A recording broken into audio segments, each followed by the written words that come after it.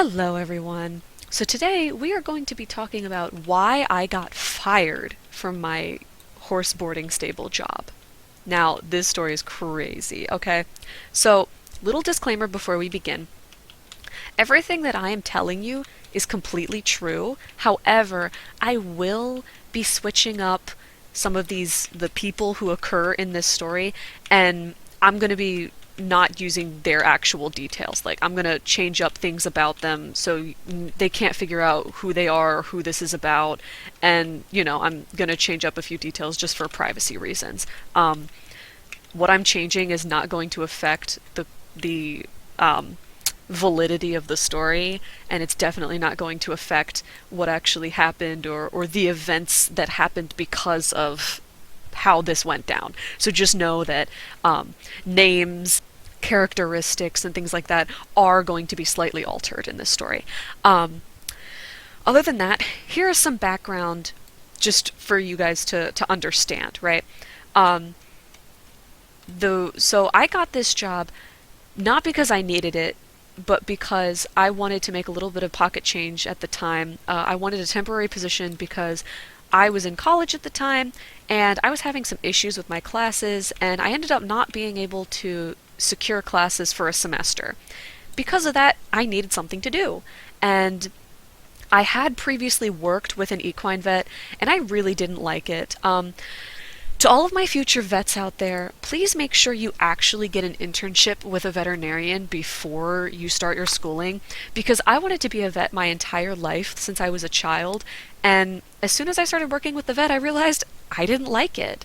So it's actually really important for you to go ahead and try and find availability in the jobs that you want, just to try it out to see if it is something that you'd want to spend the rest of your life and thousands of dollars in schooling on doing.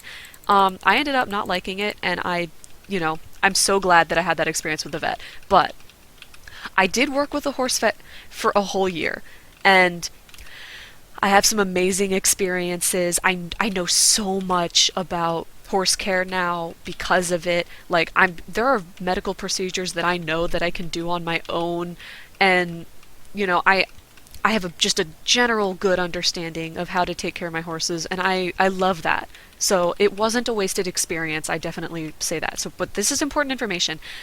Another piece of important information is my family, years ago, of course, used to own a boarding stable and have a boarding facility. However, due to a lot of family drama and things happening, we were no longer able to maintain the boarding facility, and it's exhausting dealing with boarders. Not to throw shade at anybody, but horse people they're crazy. I'm not saying horse people as in people with horses, but there's a certain type of horse people, and I don't know if you know what I'm talking about, but when I say horse people, I'm talking about the people who have a lot of money and buy a horse because they think it'll be cool and see it maybe once a week and use the barn as a facility for drama and basically nothing else. Like that, those are the horse people I'm talking about, right? So they were tiring to deal with, my family was dealing with issues, we shut down the facility and we moved, right? So we still have a farm, and we are now crop growers. We still have horses, but now we have 3 of our own horses and 1 horse that we are boarding, but we're not boarding commercially anymore. We're boarding for a friend of the family after she had gone on hard times and no longer has a place for her horse, so we do it as a favor, so it doesn't really count, right? So that's also important information. So, to sum that up, like, I've worked with a vet, I have 20 years of experience with horses, with taking care of them, with their welfare and animal behavior and all kinds of stuff like that. 20 years of experience. I do have college education in animal behavior, and I still own horses. We are farmers. Okay, that's your background. And in case you didn't know anything about me, because I am a very secretive person, there you go. Some details about Clarice you didn't know. So anyway, I had a riding instructor because, my childhood, I had gaited horses my whole life. So I took lessons when I was a kid to learn how to trot, because my whole family worked with gaited horses. Nobody knew how to trot because gaited horses don't trot. Another reason why I hate the Tennessee walking horse. in Star Stable. Oh my god. Anyway, I find a way to talk about this. I just find a way to talk about the Tennessee walking horse in every single video. Um, so years ago, I got lessons from this instructor. Let's call him. How about Dan? We'll call him Dan for the purpose of the story. So Dan was my riding instructor when I was a kid, and he was a great guy. Oh my gosh. So charismatic. Such a good dude. Right? And he also had some issues with family and ended up moving to this new facility. And long before he moved, like, I stopped taking lessons because I just needed them to learn how to trot. Once I got my own horse and I figured it out, like, I took to it very quickly, and now I'm pretty good at riding if I do. I want to toot my own horn a little bit, you know? Well, years later, this was a few years ago now at this point, we were still talking with Dan, and Dan told us, he's like, hey, we don't have enough hay this year. It was a very bad year for hay. Not many people were able to get a good window to cut the hay and to get it in time for it to be able to properly cure and be turned into edible hay for horses. Horses are extremely picky, by the way. Oh my god, they're the worst. Cows, you can feed them anything short of rotting grass and they'll eat it. So most of the hay on the year that I'm talking about was turned into cattle hay because the horses just would not eat it. It was not good quality. Some of it was molding, and you can't feed horses moldy hay. That's disgusting. So, Dan messages us, and he's like, hey guys, do you by any chance have any hay that you guys are willing to sell us because we don't have enough? And we only had 2 horses at the time because our 2 older horses were put down. Our 2 old horses were put down within like a year of each other, and it was hard to let go of them. But we only had 2 horses at the time of this incident, which is important. I will say is important. So we did have extra hay because again, only have 2 horses. We have a bunch of fields, all kinds of stuff and we didn't, we had hay. But we told him, we're like, hey Dan, listen. We have hay, but it's not the best quality we've ever produced, so are your horses that picky? And Dan tells us, he's like, look, I'm really desperate at this point. I don't even care. Like, as long as it's not moldy, sell it to me, right? And we're not buttheads, so we sold the hay we had to Dan for a lower price than normal because it wasn't good quality, but it wasn't moldy, so sure. One day then, we're taking the hay over to Dan's new ranch where he's doing lessons. And so he's doing lessons here, and he now lives with this a divorced dude who has a daughter. And it was a weird kind of setup because this dude owned this property but didn't like horses at all and let Dan live on the property and give lessons and take care of all the horses. So like, I don't even know what the arrangement was, but it was weird. Regardless, we go to deliver the hay. The owner of the facility and Dan are there to help me unload the hay, and we're getting all the hay unloaded, and Dan says to me, he's like, hey, so if I talk to the barn owner, we'll call him Mark. So Dan's like, hey, if I talk to Mark, would you be willing to work with us? Because, you're a hard worker. We can see you, like, you're hauling hay like you were born to do it. Like, would you be able to help us? And I'm like, well, I am in college right now, but this semester didn't really work out, and I have nothing really to do for this whole semester. Would you be willing to take me and let me work there for just a few months until I go back to college? And, Dan's like, sure, let me talk to Mark. They talk, they end up wanting to hire me. It's cool. I'm like, okay. So, and Dan, I've known Dan for a long time, and Dan knows that we own horses. So like when I took lessons from him, he knew the only thing he was there to teach me to do was to teach me how to do like trot.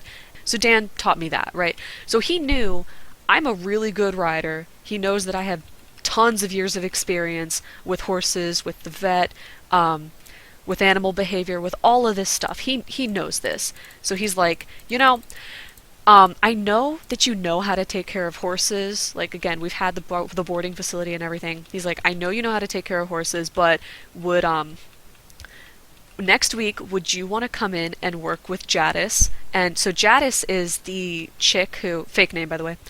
Jadis is the chick who's like Dan's prodigy almost. Like, Jadis takes lessons from Dan. However, Jadis she doesn't own a horse of her own. She's leasing a horse that Dan is training, and she's intending on buying this horse when she has enough money to do so.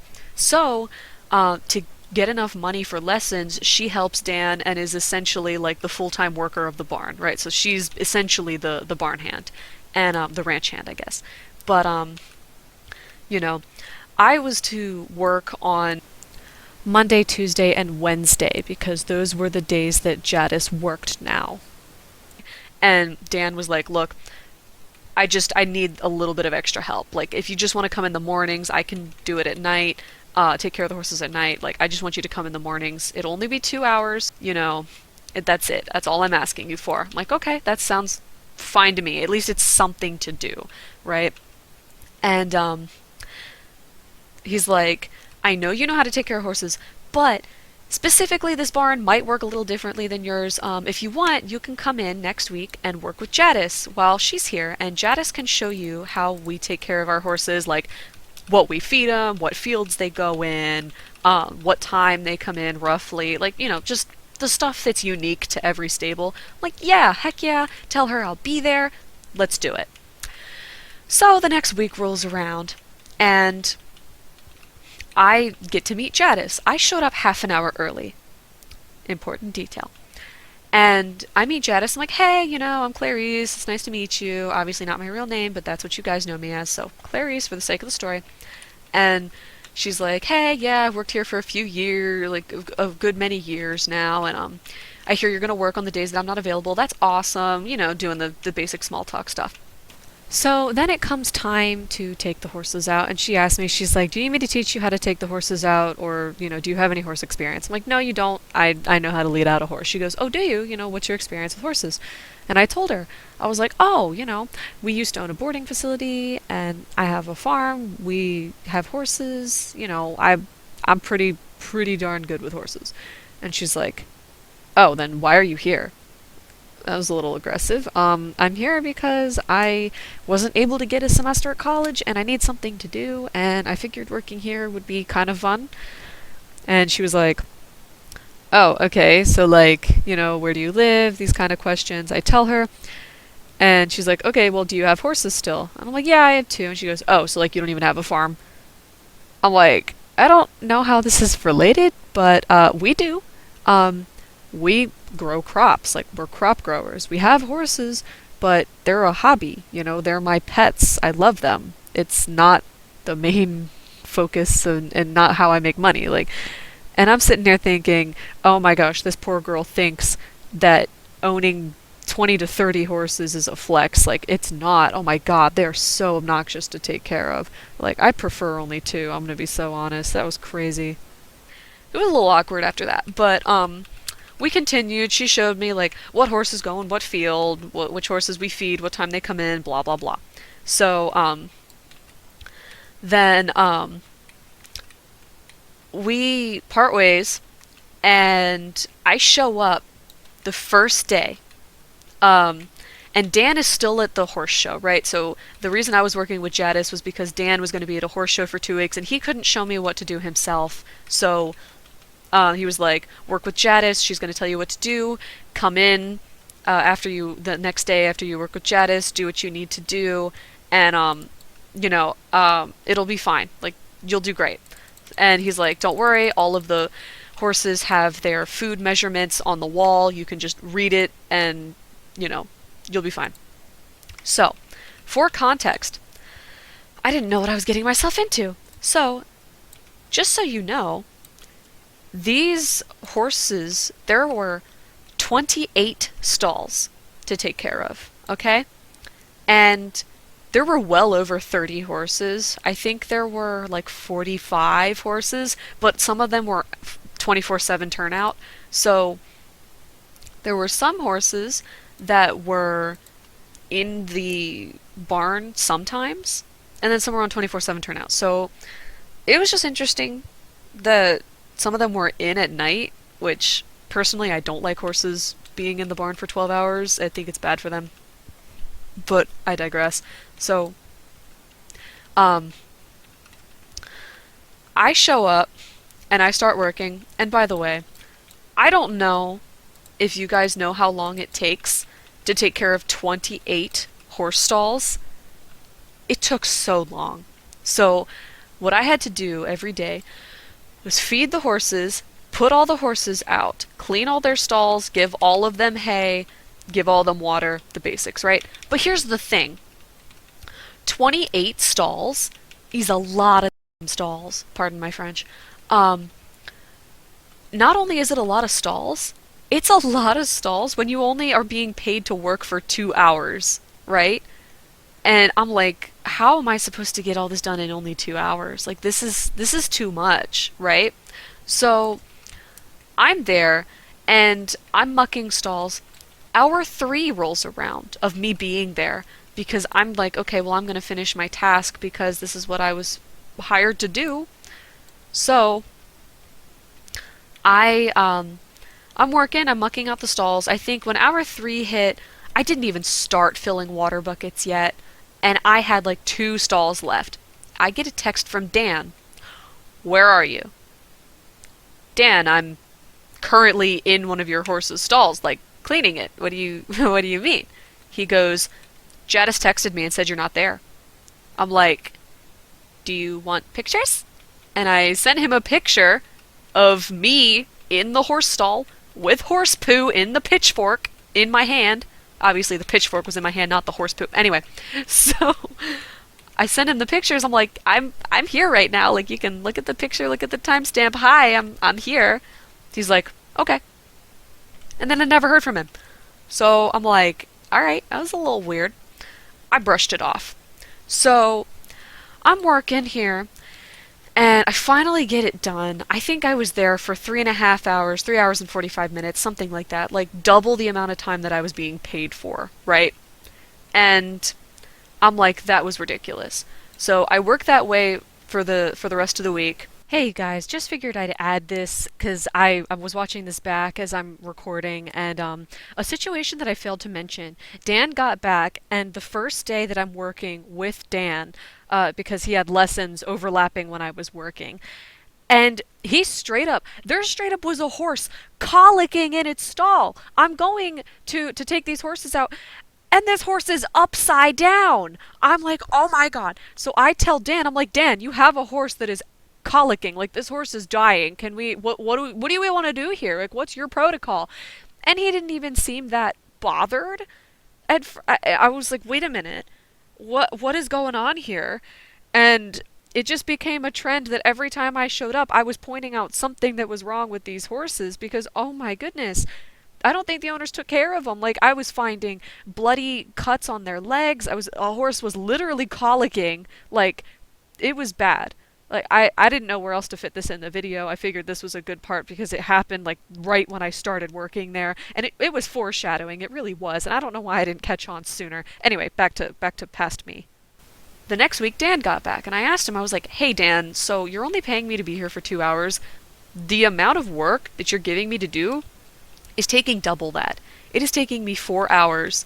Because I don't know if you know this about your horses, but they're poop tornadoes, okay? The majority of the horses there, I'm sick and tired of bay thoroughbreds. Oh my God. Every single horse there, all 28 of the darn horses that were in that stable were bay thoroughbreds, okay?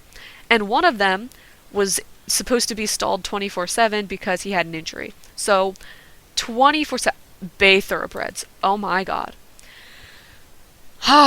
I'm so sick and tired of bay thoroughbred. I will never own a bay thoroughbred just because of this experience. So, and not all of them behaved. Like, we'll get into that. So, the super interesting thing about all this is that, like, you know, I'm here, I take care of all these horses. You know what the interesting thing about thoroughbreds is?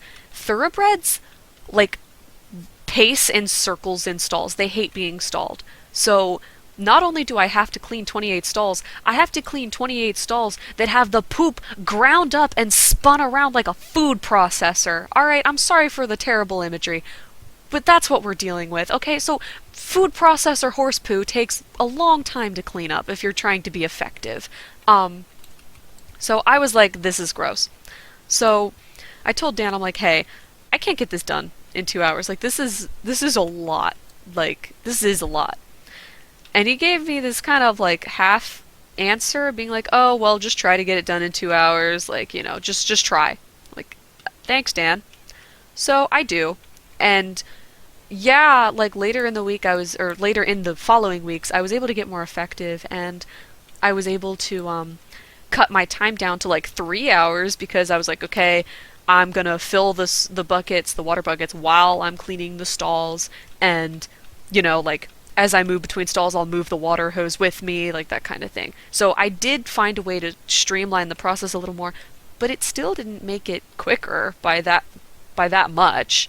So it was taking such a long time, and I was being paid for 2 hours when I was working 4, and I was getting a little salty. Well, now let's talk about the owner of this facility. The owner of this facility didn't like horses at all. He was a very charismatic person, but he didn't like horses. And there were so many times when I was working with him, I'm like, dang, this guy's a really fun dude. Like, I appreciate him.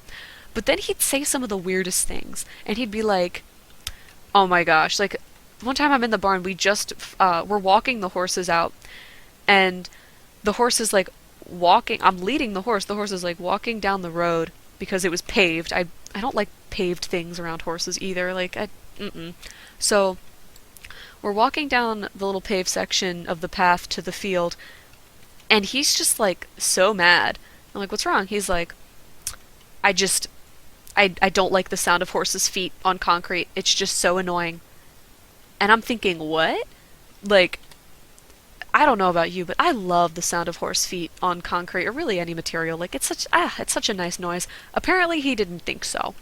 Mike did not like that. So, just would say some things where I'm like, do you even like horses? The answer was no, by the way. And he also was somehow like the CEO of this big company, like this big construction company. So during the time I was there, he also was getting the entire front of the barn renovated. The next few weeks come and go, and the owner of the barn had a daughter, right? Like I said earlier.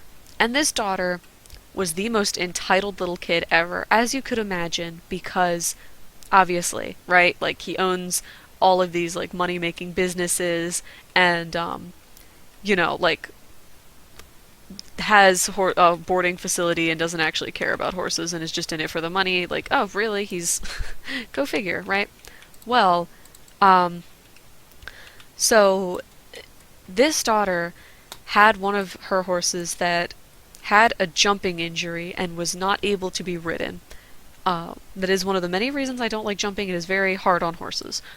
Little tiny jumps are fine, but like when you get anything above like 2 feet for horses, that hurts, right? Look at the anatomy of a horse skeleton and look at what they're landing on. It's not good for them. So this horse is severely injured and cannot be ridden. So what this kid does, instead of waiting for her horse to heal or leasing another horse because her dad's rich or whatever, she decides to buy an entirely new horse. But before this horse arrives, she's using somebody else's horse who goes to this boarding facility. And this other person, the horse that she's using, this is going to, if you know and you're a horse person, you know, the horse that she was using to jump was a 24-year-old Westphalian. I don't know what you know about horses that are that age, but that is the age where a lot of horses begin to retire, right? And granted, he was still spry and he could still jump, and there are horses that can jump long until their 30s. I'm not denying that. But this horse wasn't hers, and he was at the age where, and even like I should know because I was the one feeding him. He was getting supplements in his food that implied that he might have had a few like little old man health problems going on.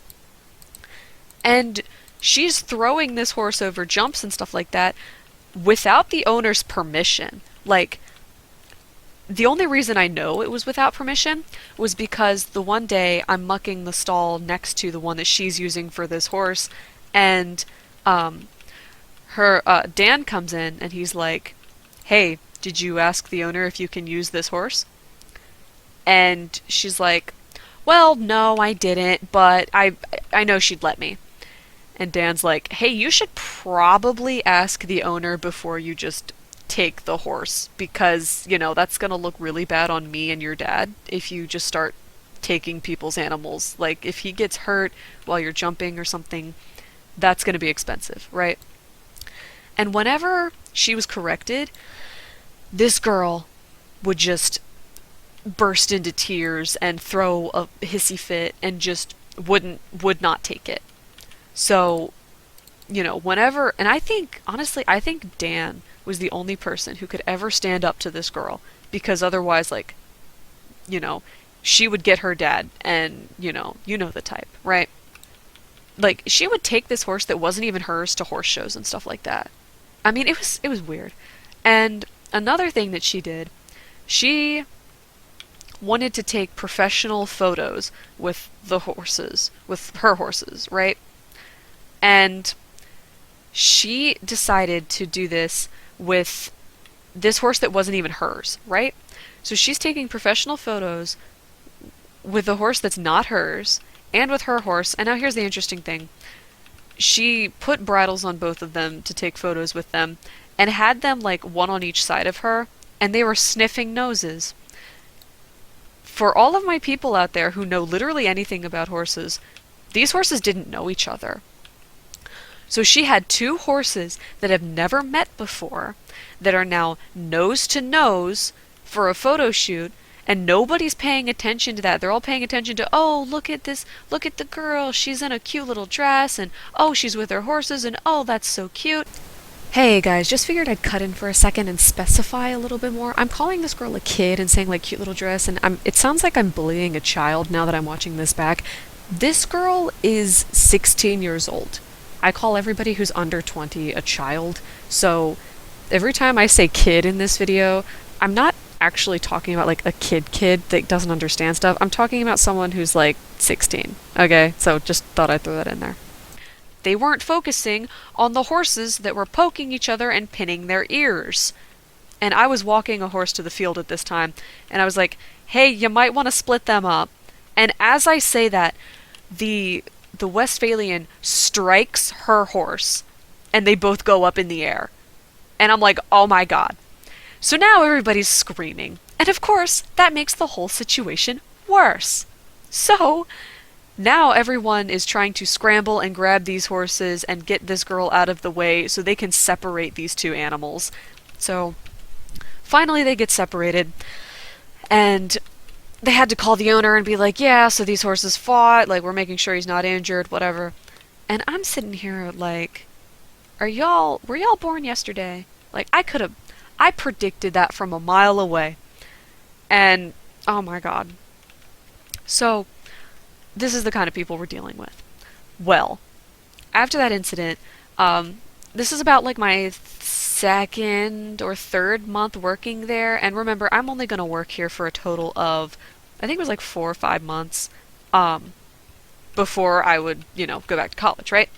So, I'm pretty in the swing of things, and this girl decides to buy a new horse. Instead of allowing her horse to heal, she buys an entirely new horse, and honestly, I never saw her ever interact with her actual horse. She got this new one. This new horse was not only imported from another country, then it was shipped across the country and brought there, and they didn't even quarantine this horse. Like, obviously they quarantined him when he came into the US, but not when he went across state lines, and not when he showed up on the facility. And then they threw him out in a field with other horses the same day he got there. So literally day one that she gets this new horse, He's out in a field with other horses, getting the crap beat out of him because he's tired and scared and in a new environment and all kinds of stuff. I felt so bad for this horse, and obviously I'm not going to say anything because it's not my circus, not my monkeys, right? But oh my god, I felt so bad. Then, the lovely incident where they get this horse and they start looking at him the next day. Obviously, he has cuts all over him because he was fighting with the other horses because he was thrown into an established hierarchy and expected to just figure it out. Apparently, he had maggots and, like, flesh-eating flies burrowed under his skin, and the infection was so bad. Oh my gosh.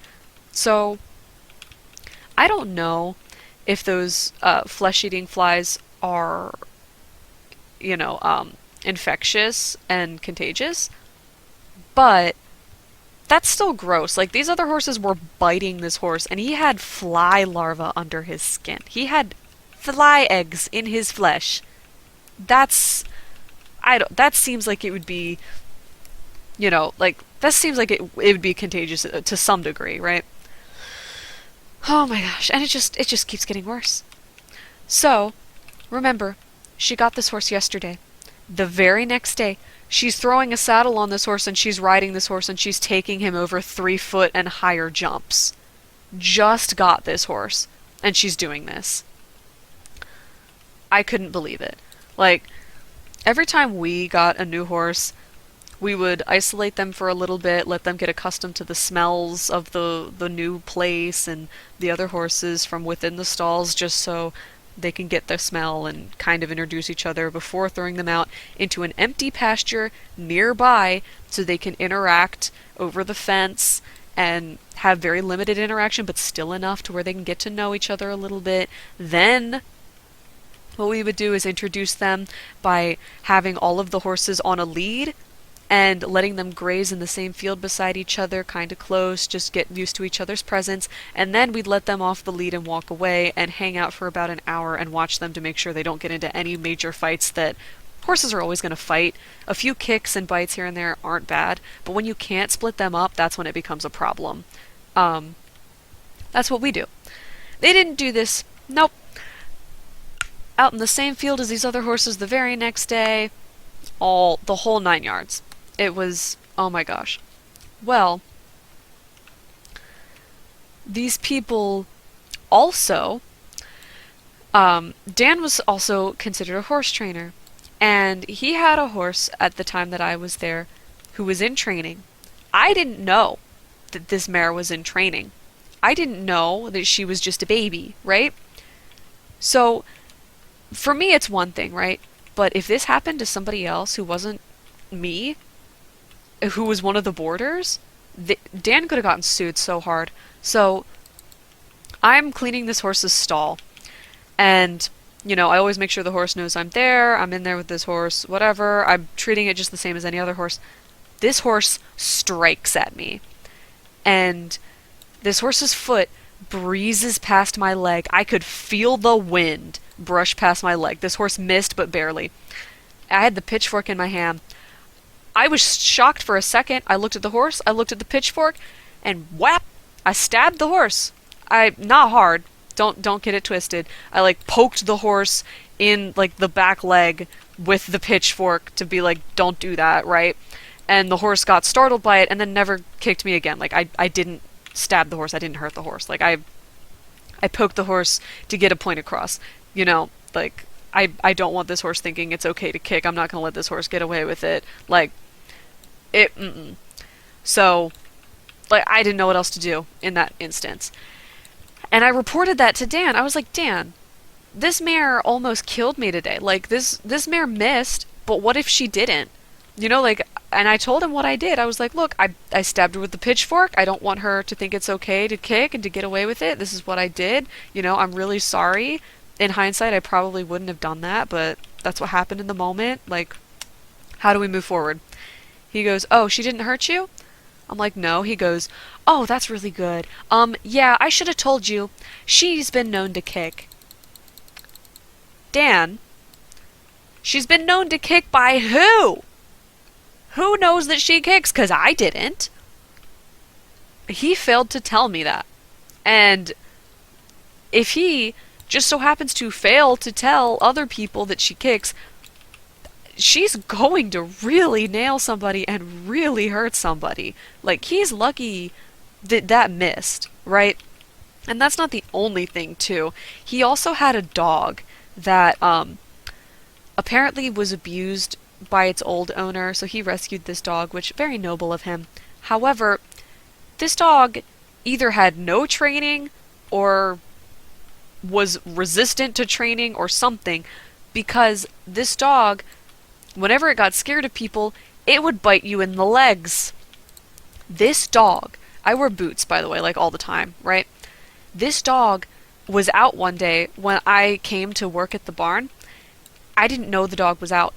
The dog ran over barking at me, and I'm like, hey, trying to be as as quiet, as friendly as I can to let the dog know that it's safe and that I'm not going to hurt it. Nope, didn't work in the slightest. This dog came over to me and bit my leg. He bit me so hard that it went through my boot. I still have marks on my leg from this dog's teeth sinking into my skin. Like, again, if I was a boarder, do you know how much I could have sued for? Technically, I still could have sued, but whatever. It's a dog bite. So, still, I'm like, oh my god, I'm being attacked by a dog right now. Like, what is going on? So, finally, all this stuff happens. It's crazy. The other thing then, these kids would show up and they would put these horses in the stalls and they'd tack them up and they'd ride and they'd leave, whatever. They were the most obnoxious children. And I know that I prefaced this and said that when I say children, I'm not referring to actual children. Like, I wouldn't make fun of kids. The children in this video that I'm referring to are kids between the ages of like 14 and 20. So they're not like kids, they're of the age where they should know better. Like, again, they wouldn't actually take care of the horses. They'd feed them treats and they'd hug them once a week and then that'd be it. So these horses had the worst manners. And, not to mention, these kids let these horses get away with behaviors that were just awful. So, there was one horse that was too scared to walk out of the barn from a certain entrance and demanded to only be walked out from one side because there were mosquito nets, and he was scared of the mosquito nets. And, listen, I understand that horses can be scared of things, but in situations like that, where he's scared of like a sheet hanging from the ceiling, not only is that one of the easiest things to teach your horse to get over, but I feel like it's a pretty vital one as well. If your horse is afraid of sheets, you're never going to be able to put a blanket on it. You're never going to be able to like walk it under anything. Like, I feel like, like, what about a flag? If there's a flag, he's going to be scared of flags. Like, there's so much stuff that can be applied to that I wouldn't want my horse to be afraid of. And imagine if there was an emergency and one of the exits gets blocked and he won't go through the other exit because he's afraid of the sheet. Like, I always think of the worst case scenario, right? And I don't want a horse that, if the worst case happens, I'm going to have to let it go because it's too afraid to get over one of the simplest fears ever, right? So I was done with it. I'm like, no, I'm gonna walk this horse through this sheet. I'm going to teach it to get over this because this is dangerous. And also, to preface this, I did ask Dan beforehand. I was like, Dan, these horses have absolutely horrible manners. And he even said, he's like, I know, these kids, like, these 14 to 20-year-olds, they don't really train their horses. I have to do most of the training. I don't have enough time. So I asked him, I was like, look, this horse won't go through these mosquito nets. Can I train this horse how to do so? And he told me yes. Like, this horse needs to get over this. There are people, this girl who owned this horse was going out of her way to not expose this horse to his fears because he was afraid of it. Like, you don't do that. If you own a horse, you teach your horse to get over things, you work with your horse, because not only does it strengthen your bond with the horse, it teaches your horse that it's okay, and that you are somebody who can be followed and trusted. And she wasn't doing it. I'm like, no, I'm teaching this horse how to go out this exit. And especially now, remember how I told you towards the beginning of the video that this owner had a construction company and they were redoing the front of their barn? There was only one door available. So every day they expected me to take down these mosquito nets in order to walk this one horse through. Remember, there's 28 horses. So you want me to take down and put back up the mosquito nets every single day for one horse? That's not happening. It's just not. Not only that, like, to get the mosquito nets up and down, like, I'd have to be on a ladder, I have to get the ladder out, I have to put it away, no, I'm not doing that. I'm just not. So, I started working with this horse to get it through the mosquito net. And this one person who was at the stable at the time, without even asking me, I'm working with this horse, starts pushing on the horse's rear end. And I'm like, no, stop, please don't do that. Right? I'm like, please stop. Don't do that. I'm working with this horse right now. If you push on his rear end, you are not teaching him that this is safe. I'm trying to get him to understand that it's safe to walk through these nets. If you push on his rear end, he's being forced through it. It's not on his terms. He's not going to learn. He's only going to be more afraid, so please stop. So this girl was like, oh. And she left. So whatever. So I got back to it. I started working with this horse, and I got him to go through the nets. Within a few days' time, I think it only took 2 days. Super easy training, right? 2 days, and I got this horse to walk through the fly nets, and he never had an issue again. And everyone was able to walk him through, and everyone was so excited because this horse that, like, previously took so much work and effort to get out of the barn during this time where there was construction, he was a doll now. That's all fine and dandy, right?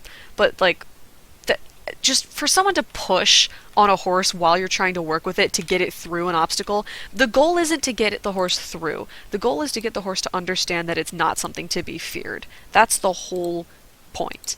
And apparently there are people who don't understand that, which is crazy to me, but like, look, not everybody comes from the same background, not everybody has experience with horses, so I can't really fault this child for just trying to help me.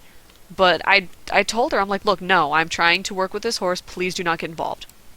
Well, we continue, and my trainer, like, he knows what I'm about. And as I work with this horse, like, he's telling me, he's like, oh my gosh, thank you so much for working with these horses. Like, I don't have enough time. Hey, I have, and this is where the story comes from if you watch my previous video, I have a Hanoverian that was recently sold to me. And I don't have enough time to help train her. She's going to be an amazing horse. She's she's a handful right now. She's super hard to work with. But if anybody can do it, I know you can. Like, I've seen the way you work with animals. Can you please help me with this Hanoverian? Of course, Dan. I absolutely can. That sounds like so much fun. I love Hanoverians. If you watched my Hanoverian review, you know that I hold Hanoverians to a super high regard. They are such an amazing breed. They are so amazing. I love Hanoverians. And I told him, I'm like, yes, Dan, I absolutely will. So, I'm, helping with this Hanoverian, I'm helping with these other horses, all this kinds of stuff. Like, whenever I had extra time or whenever, like, these stalls had mats in them. And I don't know if you've ever had, like, rubber mats down in a stall that you have sawdust and horses on top of, but sometimes the sawdust gets under the mats, and then you have to, like, lift up the mats and dig all the sawdust out so they lay flat again, because otherwise they become a big tripping hazard. Well, this one mat was super awful and became a huge tripping hazard, so, like, I went out of my way to, to fix the mat, and, all kinds of little small things like that, just to improve the quality of life around the place, right? And then after I was finished working, remember, my day still took about 3 to 4 hours, and still, like, 3 to 4 hours, it didn't matter. And I was still only being paid for 2 hours. Despite me talking to Dan about it, I was still only being paid for 2 hours. Then one day, working in the barn, and Dan comes to talk to me. He's like, we need to talk about how you're taking care of the barn. Like, okay, what's there to talk about? He's like, well, you don't always fill all the buckets, and sometimes there's still manure left in the stall, so we need to improve on that. I'm like, Dan, you run a facility that's active all the time.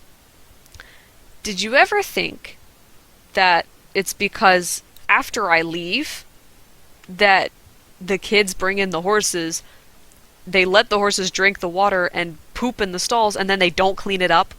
Because they don't.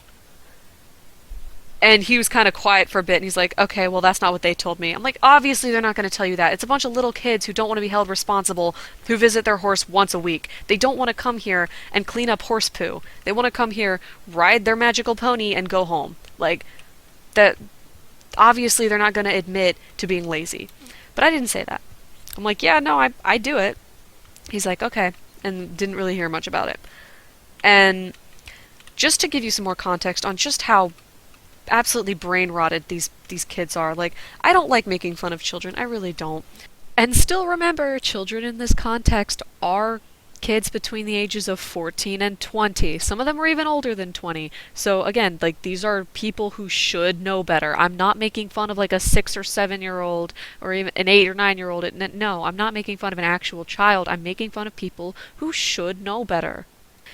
But like, this person, oh my god. It's so crazy to me how people can own animals and know this little about them. I'm in the barn. I just finished doing the stalls, and I'm finishing watering these horses, and this one girl asked me if she can use the hose to bathe her horse. She has this hose for like 20 minutes. And I'm watching her, I'm like taking my break, I'm drinking water, whatever.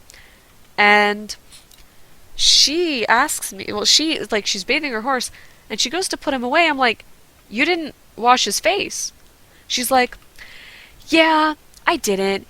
I never do, because he hates it when I spray him in the face or up the butt with a hose. And I'm thinking, yeah, I would hate that too. So I told her, I'm like, have you ever thought about using a washcloth?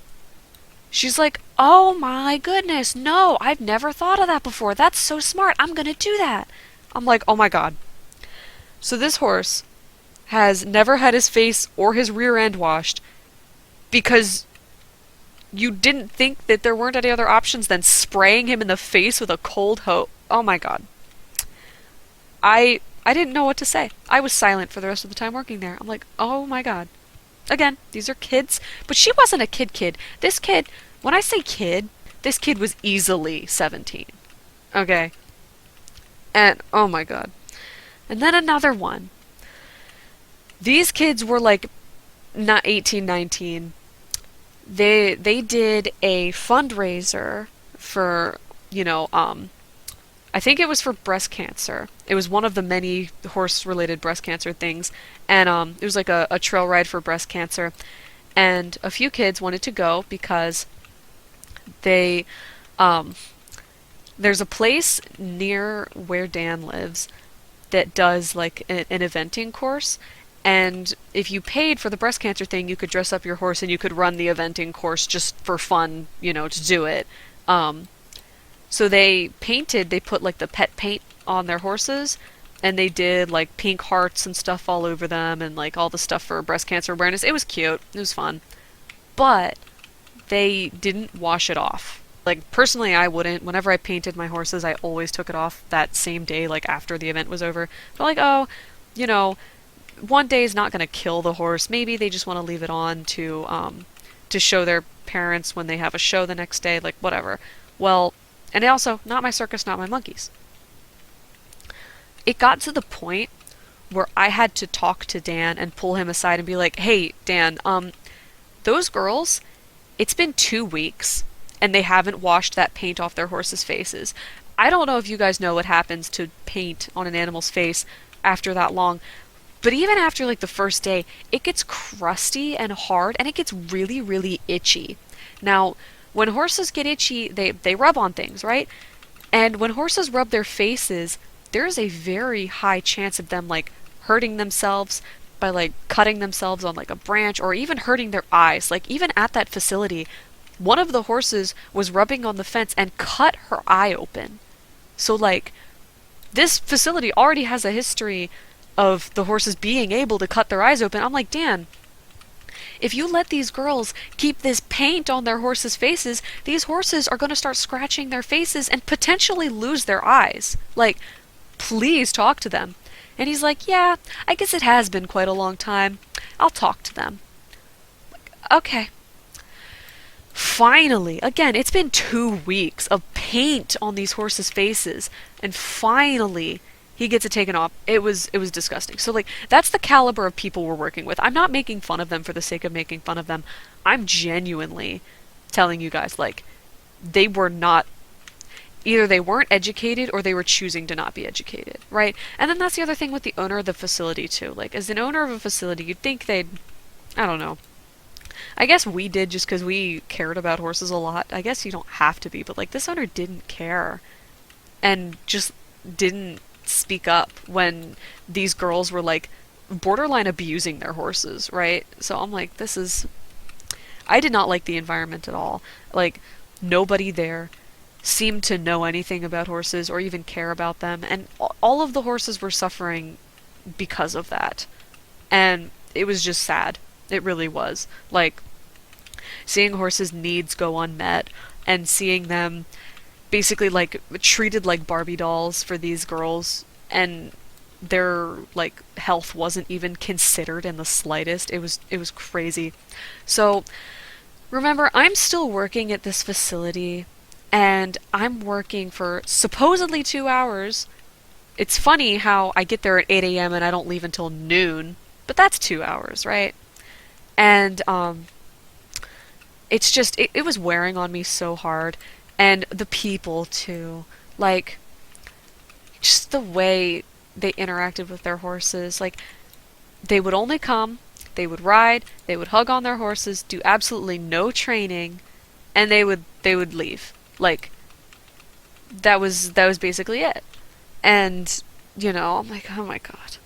If you're somebody who doesn't train your horse all the time, that's completely fine. I'm not saying you can't have days where you just show up to hug on your horse and play around with them. That's not what I'm saying at all. But what I'm saying is these people would show up, they would never do any form of training. They would expect Dan to do it because they bought the horses from Dan. And then they would be upset when Dan didn't train their horses. And then they wouldn't even muck out the stalls or fill the water buckets after the horses were in them. Like, they would do absolutely nothing. Finally, I had Dan come up to me one morning and was like, hey, can we talk? And up until this point, I was like trying to think of a way to quit because I'm like, I don't like watching these animals suffer. I don't like being complacent in all of this. I'm not in a position where I can stand up to these people because, like, what am I going to do? Right? Because Dan has been buying hay from our family. Like, he is a customer of ours. I don't want to do something that'll jeopardize the relationship that we have with Dan. His boarders are really stupid, and they would spread drama all the time. Like, that's all they would do is talk drama. I didn't mention any of the drama in this video, not only for security reasons, because I feel like that'd be a violation of privacy, but because, like, it didn't matter, and I completely forget what they were talking about. It'd be petty stuff, like, oh, did you see the saddle that Sadie used today? Or, oh, did you see how poorly Marissa was jumping? It was petty stuff like that that nobody except them cared about. And I just, who cares? And they would do this like in the open barn. Like, I will be cleaning out a stall 2 stalls down, and they'll just be talking loud enough for me to hear them clearly, despite listening to music. And it was just, oh my goodness. And I would stay out of it. Like, I didn't talk to anybody while I was working there. Like, I'd be cordial. If they asked me questions or wanted me to help with something, I absolutely would. If they said hello, I said hello back. I was cordial. But I wasn't going out of my way to talk to these people, right? So Dan pulls me aside, and I'm like, look, I only have like a month left to work here before I'm going to quit anyway because of college. I can stick it out for another month. Dan pulls me aside. He's like, hey, can we talk? I'm like, yeah. He's like, so there's a few things we need to talk about. I'm like, okay, what is it? He's like, well, you still haven't been filling all the buckets and cleaning all the stuff. No, Dan, I have. You just have kids who don't want to admit that they're not cleaning the stalls after they put their horses in it. You come down to the barn and check on the stalls at 3 p.m. I leave at noon. In those 3 hours, in the 4 hours that I'm there, I usually see at least 6 kids. And I'm sure that between the hours of 12 and 3, there's probably a lot more that come. Like, No, no, no. We're not going to say that I don't clean the stalls and I don't do my job, because that's not true. If that were true, I wouldn't be here for 4 hours. Okay? Like, what do you think I'm doing? Like, I don't like just hanging out in your barn. I'm not doing nothing, right? So he's like, "Yeah, okay, well, anyway." And just blows that off. Okay. You also have been rude to the boarders when they were trying to help you. I'm like, "What?"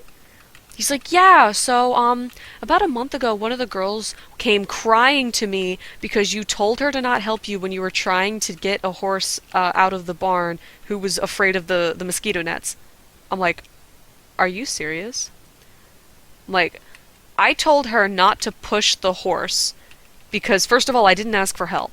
And second of all, I was trying to train this horse to be able to exit the barn so he's not dangerous to these girls, right? I was doing this as a favor to this girl so she wouldn't get hurt by her own animal when she tries to take him out because I know she's not going to do it." Like, what do you mean? Like, everybody has said that it's been so much more helpful because now no one has to take down mosquito nets every day. Like, what do you mean? He's like, "Yeah, well, apparently you said it pretty aggressively and she got upset and she was crying, so can't have you talking to people like that." I'm like what? Because again, maybe I came off a little rude. I'll admit that, maybe, but I I feel like if you're so sensitive that being told, "Hey, please don't do that. I'm working with a horse right now," you're a little sensitive. Okay, just a little bit. I'm like, "Okay." And he's like, "Also, you were bragging about your experience with horses and everything and making other people feel inferior." And I'm thinking, who? What? I'm like, "Dan, I never talk to any of your boarders. Like, the only time I have ever spoken to boarders is asking them what stall they're going to be using for their horse and asking if, like, they could help me move something or if I could move something for them or whatever have you." Like, never have I ever done anything like that. If for as far as everybody who works there knows, they don't know that I have any experience with horses. As far as they're aware, this is the most I've ever had. Oh yeah, and the owner of the facility's kid also says that you yell at the horses all the time and you're just extremely negative to work with. And I'm like, okay, first of all, I never usher a sound when I'm working with horses unless I am training them because I know that humans are seen as predators towards horses. We are a threat. When you make noise, it is distracting. They don't like that. If you're trying to train them, the only time you make noise is when you have completed a task, you are praising them, and honestly, you don't have to. I just like talking to them in a little baby voice when they do a good job. But I'll do that. But otherwise, like when I'm walking horses out to the field or when I'm getting them out of the stall, the most I do is I'll talk to myself, and I'll talk to myself like at the horse, but I never yell. I don't yell. Do you know, the extent of me yelling, you've probably heard in my video about the Tennessee walking horse.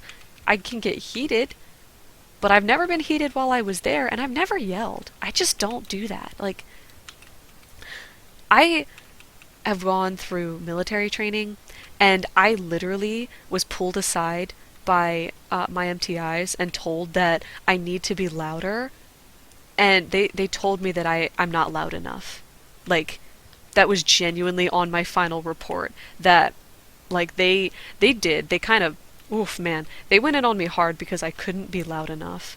And now Dan is sitting here telling me that I'm yelling. Like, please define yelling because I literally can't do that. I tried to yell when I was in military training, and I tried to yell and I started coughing and I just, oh my gosh, my voice like cracked so hard and I couldn't, like, my voice got raspy and I lost my voice for the rest of the week. Like, I genuinely cannot yell.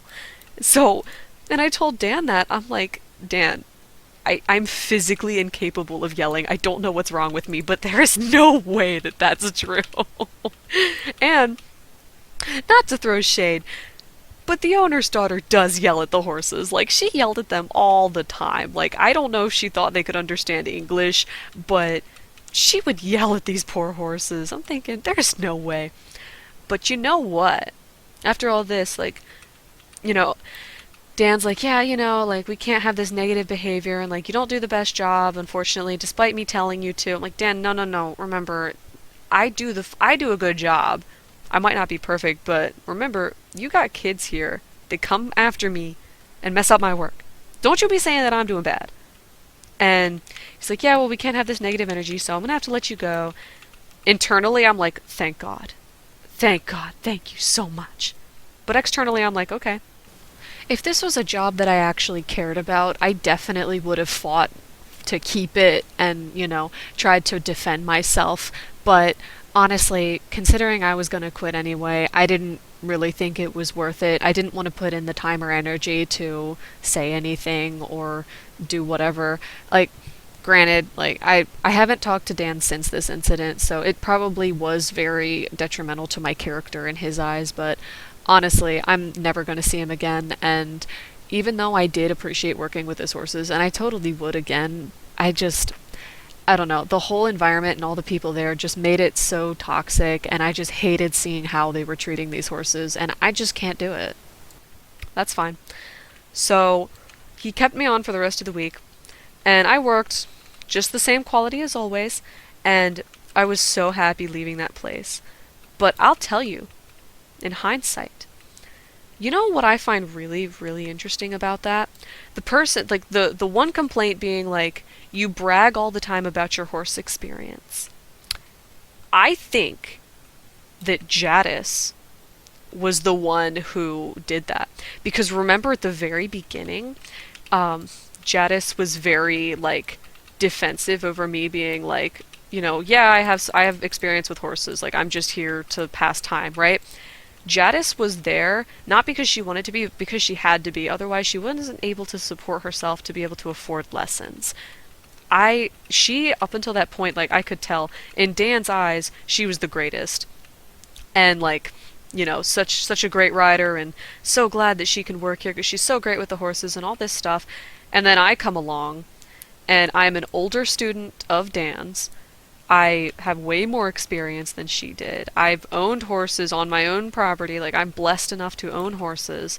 And I've worked with them for way longer than Jadis had. And I'm just here to make some extra money until I can go back to college. Like, I genuinely think, and I'm not saying all this to, to boast or to be a butthead or whatever have you.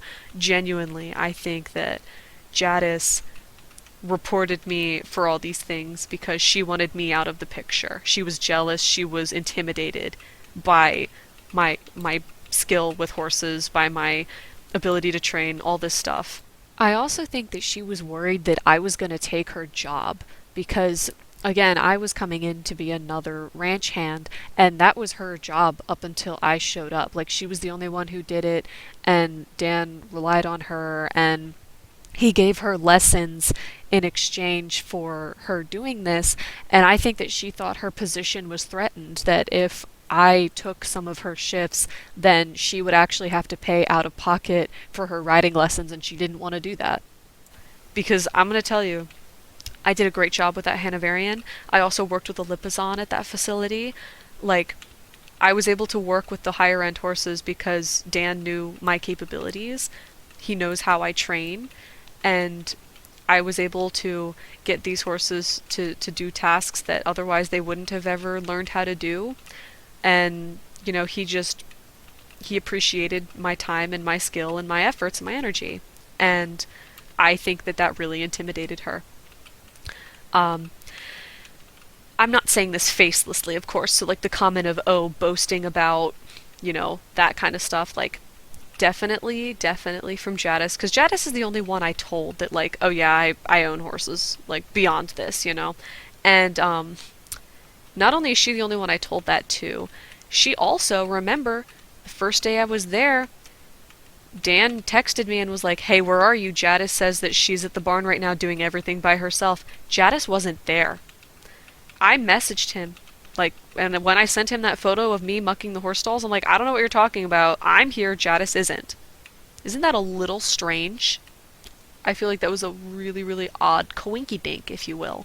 Um, so the whole situation, like, I have, beyond my speculations, I don't have anything to prove that Jadis was behind making me look bad to Dan, but it was just, it was odd, for all of that to happen. And not only that, like, the owner's daughter and I never had any interaction, so I also don't think it was true that, like, if the I do know that Jadis and the owner's daughter were friends, so I almost wonder if, like, Jadis was gossiping about me to the owner's daughter, and the owner's daughter just made up the part about me screaming just to make it look like I'm a bad person. I don't know.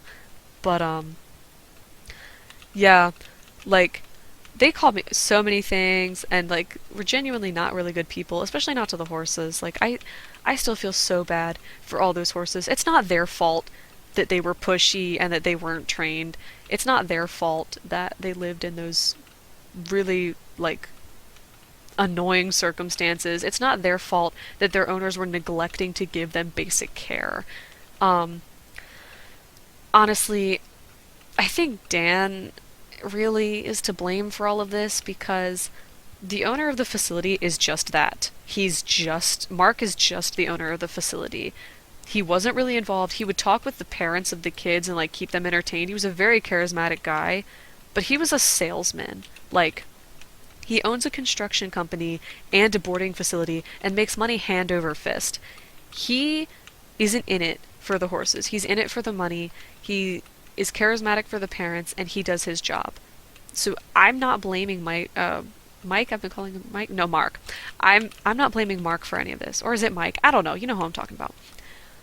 But I blame Dan because Dan was the one who was working with all of these kids and, has worked with them and just hasn't taught them anything about how to take care of horses. The whole situation was absolutely crazy, and I just want to say I'm so thankful that that is over. And if I'm ever jaded or dismissive of boarding facilities and those experiences, that's why.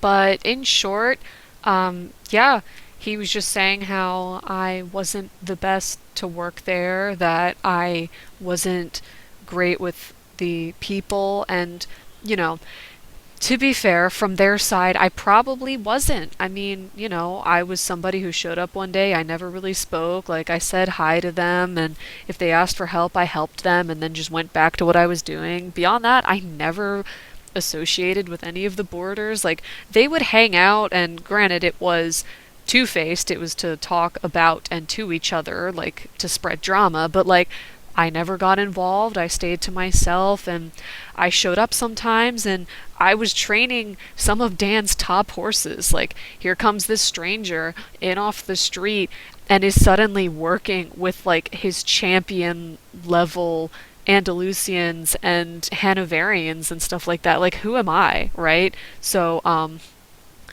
I I almost think that it was like targeted drama towards me, but who knows? I mean, whatever. I don't really care. I'm just so glad to be out of that toxic environment. Um, so at the end of the day, what ended up happening was, you know, the last day I shook Dan's hand. I was like, thank you for this experience. He's like, I wish it could have gone differently. Like, if you ever want to come over and work with my horses and help train, like, you're more than welcome to do so. I didn't because I have my own horses to train and I work at another facility.